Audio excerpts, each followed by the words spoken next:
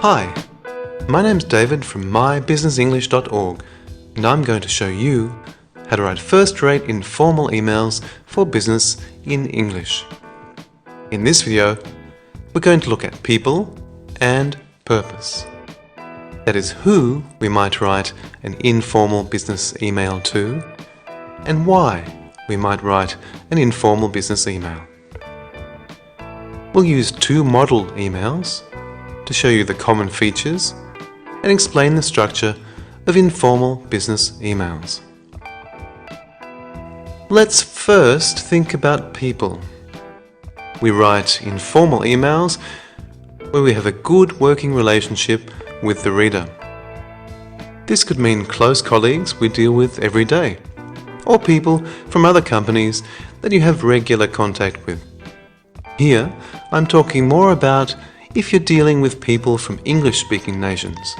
But if not, for example, you're a Korean writing to a Swede, then the expectations of politeness, friendliness, and formality may be different.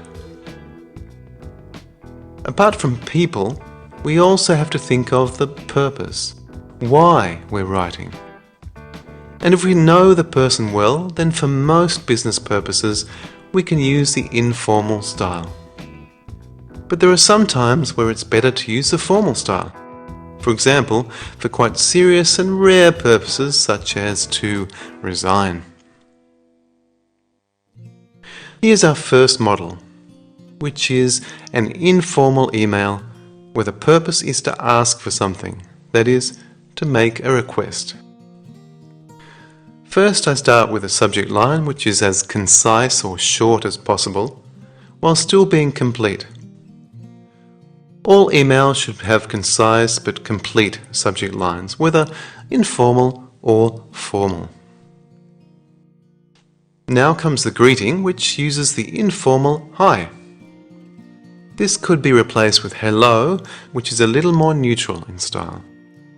Notice that I'm using no comma after the name. This is common for informal emails especially. It's called the open punctuation style.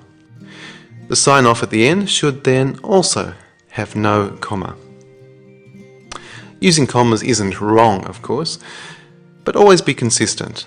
Either no commas for both hi Brian and regards, or a comma after both. As the writer knows Brian well, we're going to start with some small talk, which is usually about the recent past, as in this example, how was your holiday? Or about the present, for example, how are you?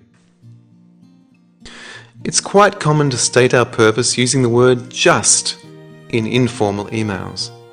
So in this case, we're leaving out the subject I and auxiliary verb am. The word just is also a downtoner, which means it makes things seem smaller. So when you use just in your purpose, it should be a fairly short email, not a 10-pager, or a smallish request. We also use contractions, so you're, not you are. Informal doesn't mean impolite, so in this case, the standard could you please request form is used. And anything longer like I'd really appreciate it if you could would seem too formal for this size request and this person that we know well. If you are too polite, you can seem formal and distant, which can make you appear rude.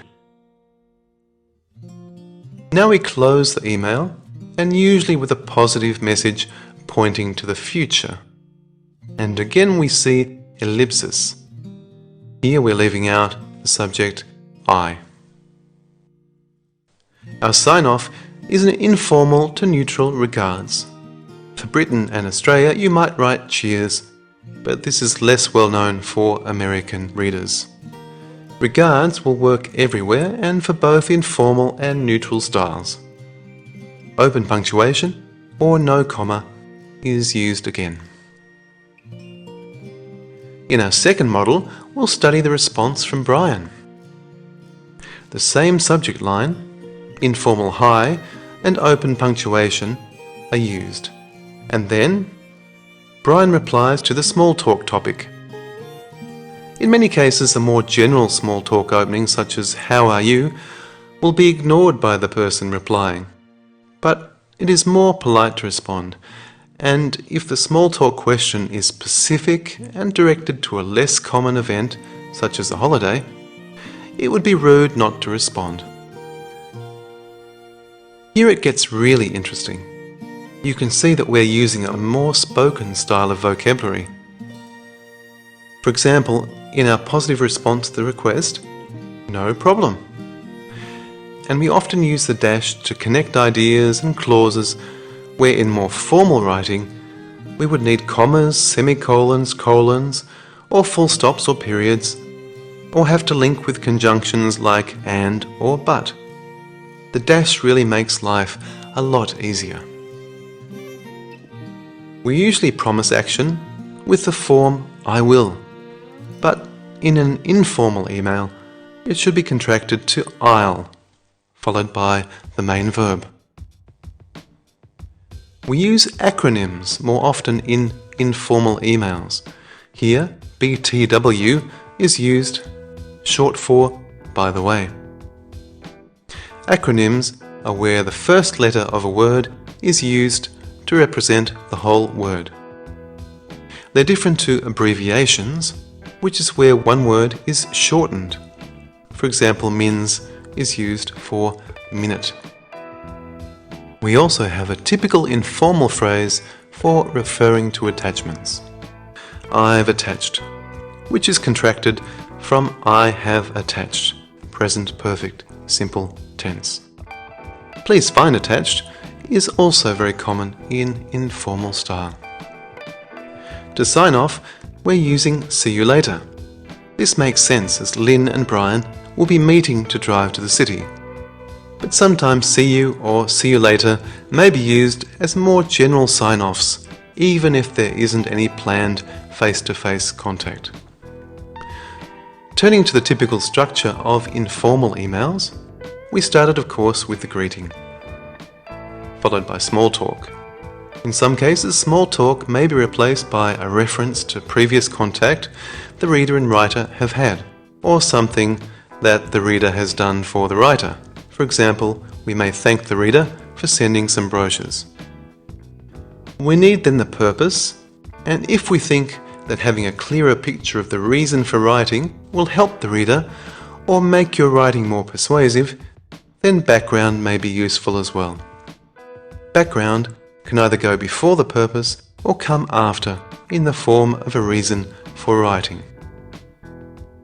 Then comes the main content, and some of the common functions, or things we do, are to ask for or request things, to inform or tell people about things, to refer to attachments, and to promise action, saying what we're going to do next.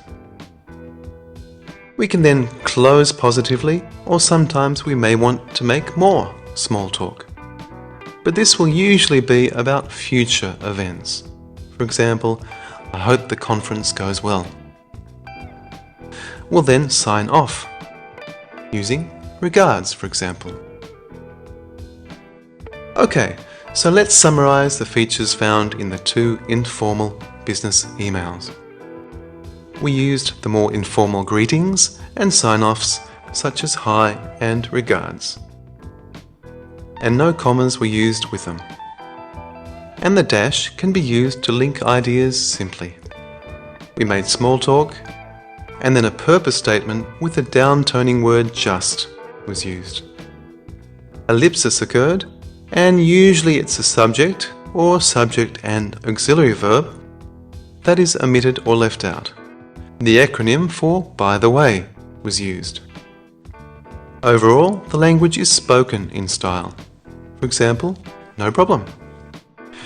And contractions are also an example of this more spoken style. We promised action with the contracted "I'll" for "I will," and "I've attached," also contracted, or "please find attached" can be used to refer to attachments. So that's it, and if you like this video, please give it a thumbs up and visit mybusinessenglish.org for more great information on emailing and business English.